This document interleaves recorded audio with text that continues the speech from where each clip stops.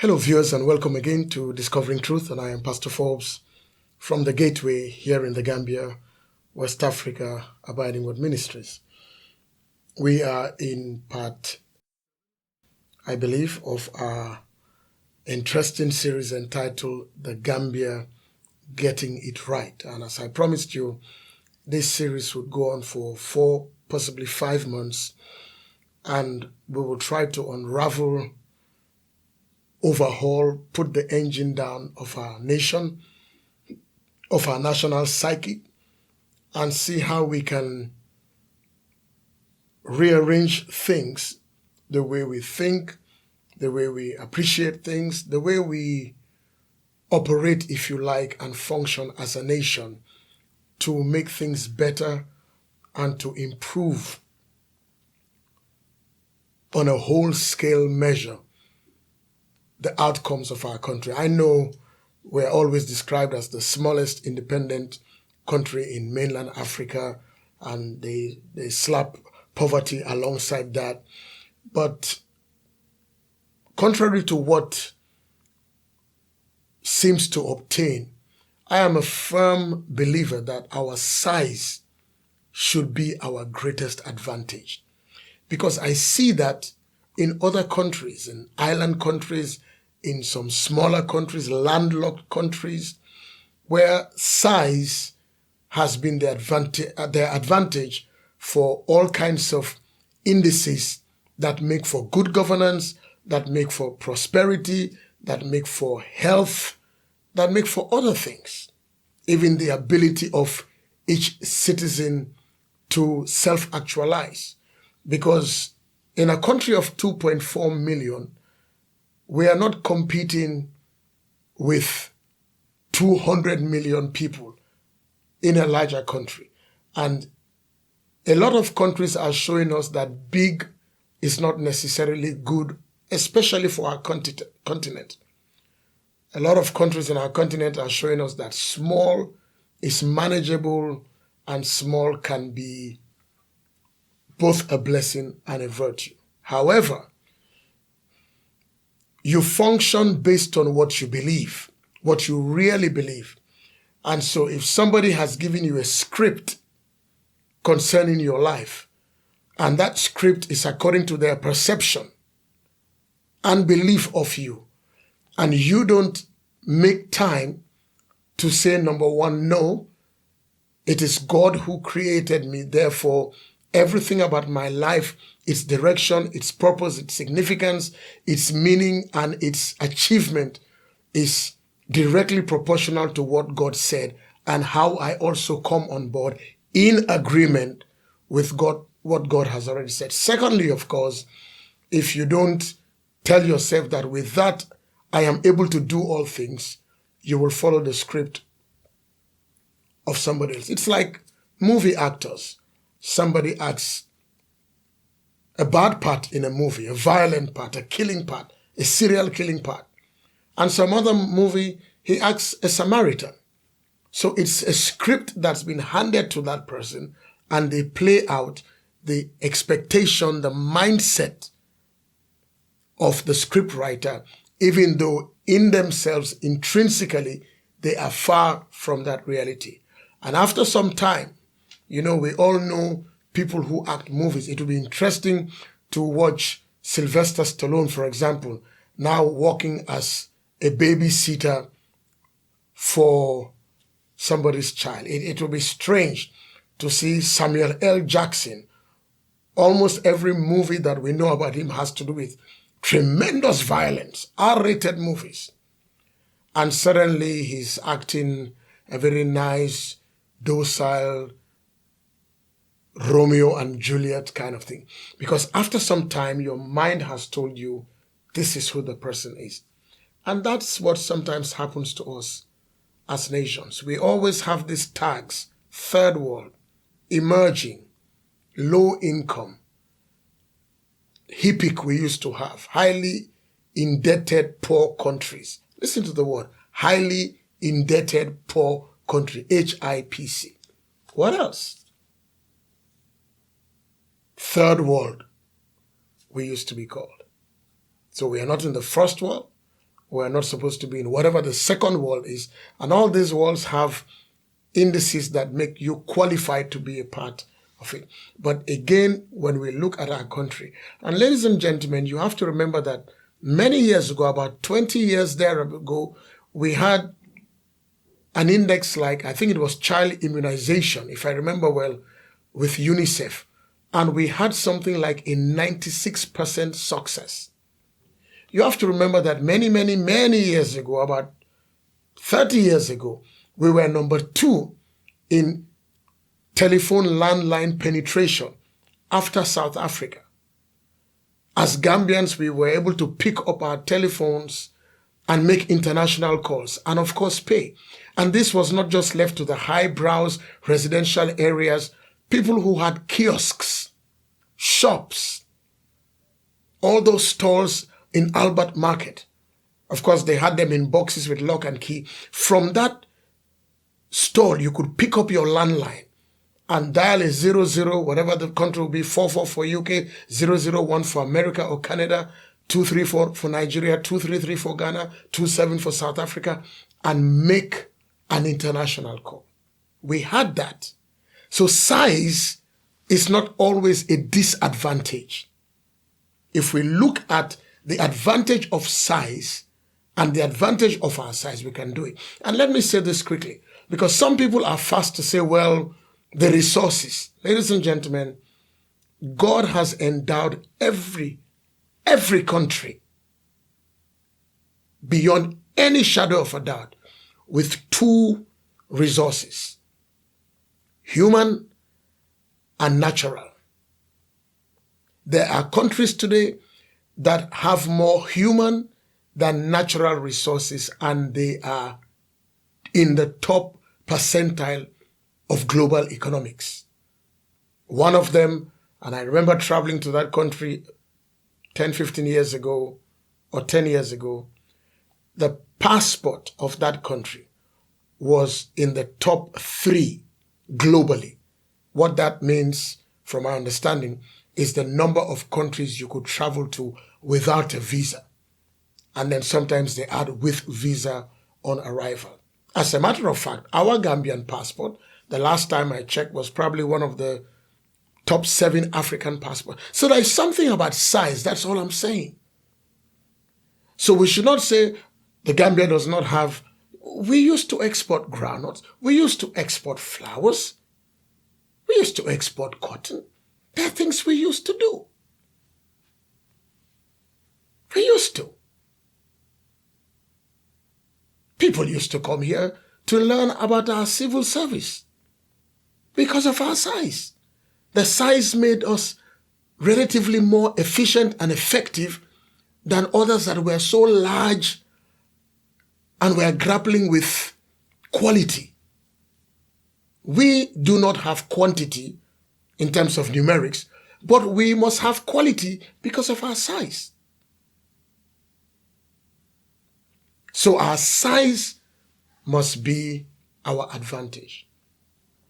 So in our desire to get it right, we are saying to ourselves that there are some things we need to look straight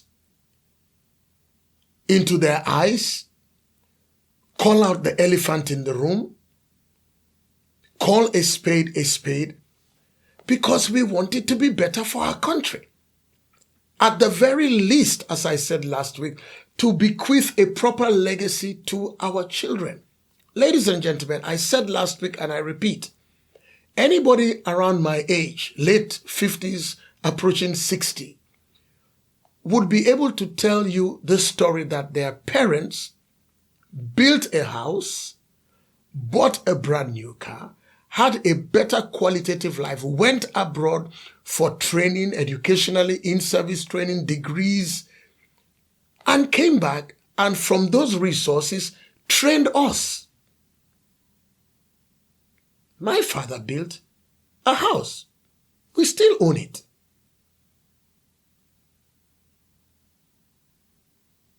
He bought a brand new car. I remember seeing that red Hillman Hunter, GA 6004. I can't forget it. 50 years later, brand new Red Hillman Hunter. The number was 6004. How many of us at our age, under the same scenario, our parents were not doing workshops, they were not doing guru and kola notes and kickback, they were not milking donor agency money, they were not doing all those kinds of things.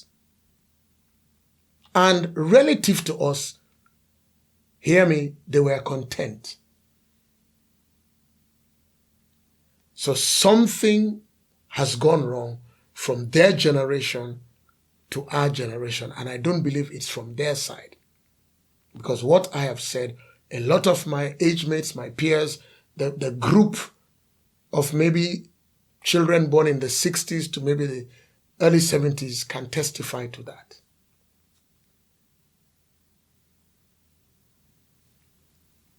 What are we giving to our children that is ethically, legally, morally right? That should all the documents be brought out, should everybody speak, are we going to find out that there are more properties for sale in this country than we can buy because of how they were acquired, etc. So we have to look at these things and quickly, determinedly, deliberately desire and want to change it. And I've tried to distill the bigger picture into 4 words that I mentioned last week.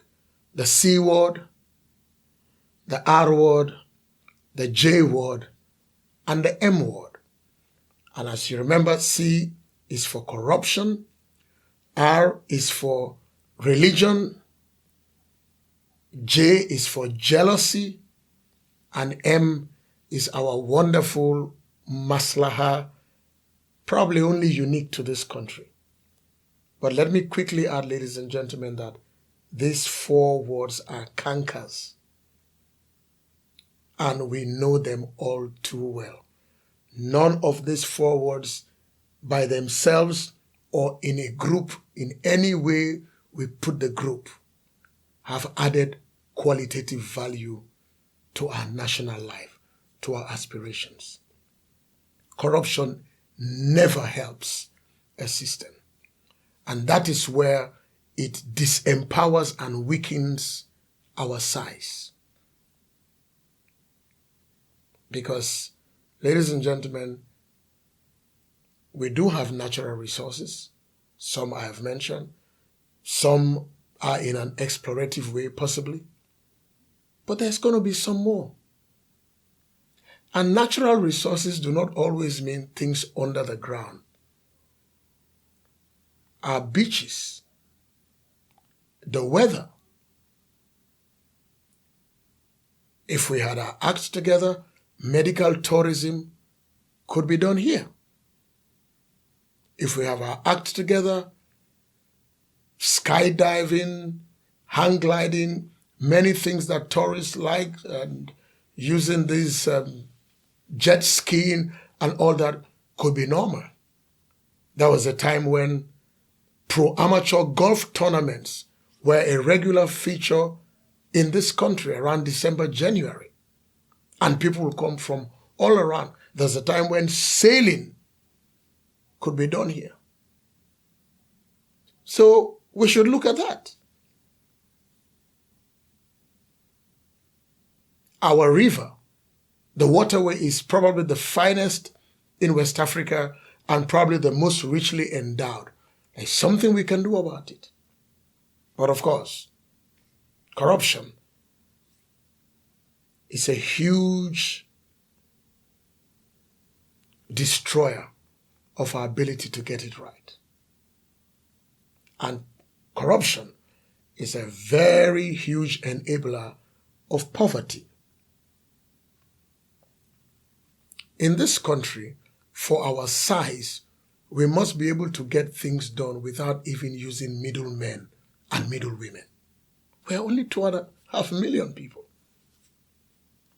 Ladies and gentlemen, let me ask, is there any country, and I'm not too sure about this, but I know that all things being equal, even before this highway construction that's going on is going on, you could go from Serekunda to the capital 5 times a day before work closes and get things done.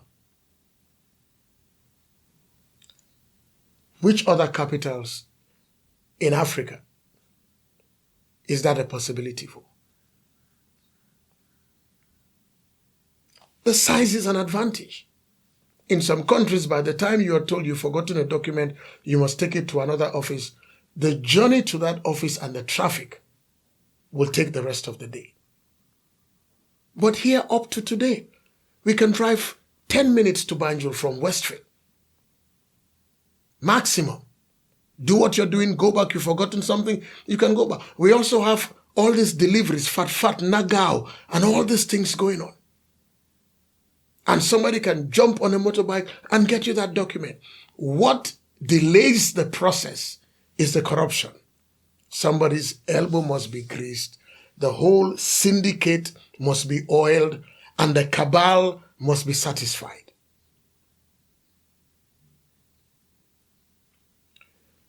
Let me give this example that I may never have given it on TV, but it's true.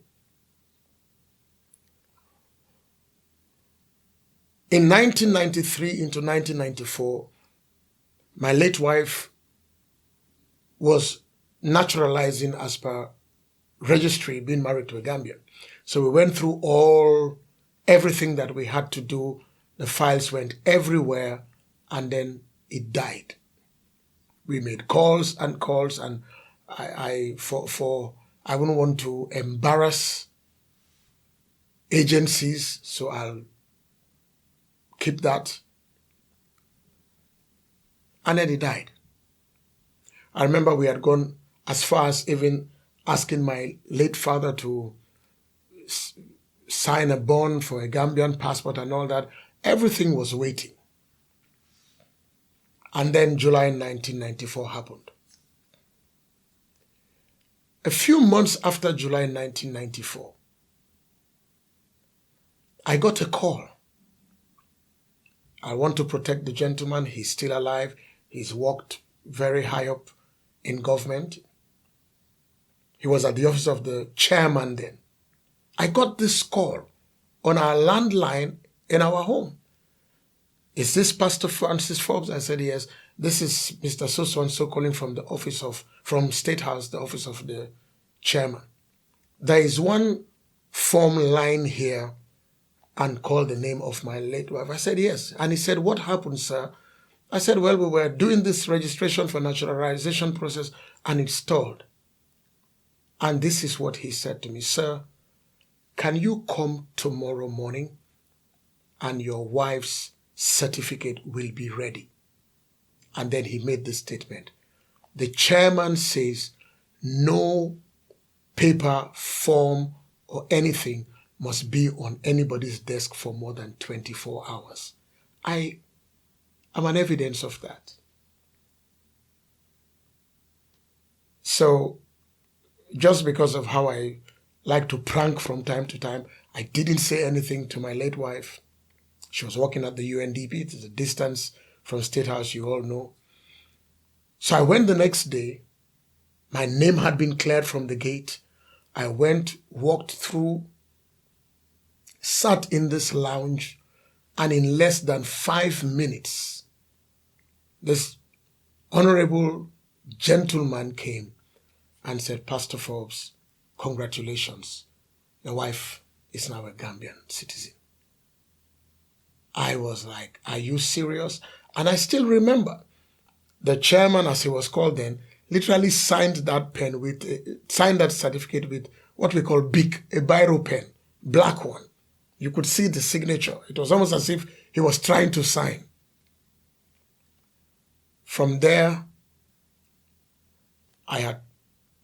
it was just like déjà vu. I had taken the passport documents and a passport picture and all the letters and everything that had to be done with this on top. And I remember going to the immigration office, Dobson Street, junction of Dobson and I think Anglesey. Walked up there, knocked on the door of the director, showed him the document. Now I think that seeing that signature was it. Ladies and gentlemen, I walked out that day with a blue Gambian passport in the name of my late wife. Drove to UNDP, walked to her office, and she wondered, what was I doing there? I said, oh, good news. She said, what? And I dropped the blue passport on her table. She said, what is this? I said, open it. She opened it and she screamed, how did you get this? I said, that's what happened.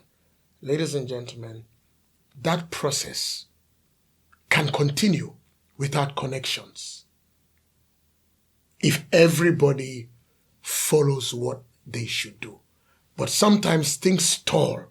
And when they stall, every one of us knows why they stall. They need to be greased. They need to be oiled. They need to be motivated.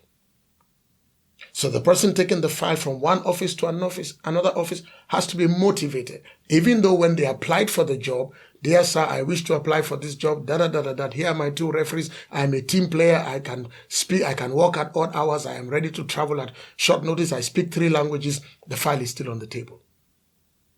Or as somebody who worked high up in the Public Service Commission once told me, that they were looking for a promotion letter which had just been dispatched and it could not be found.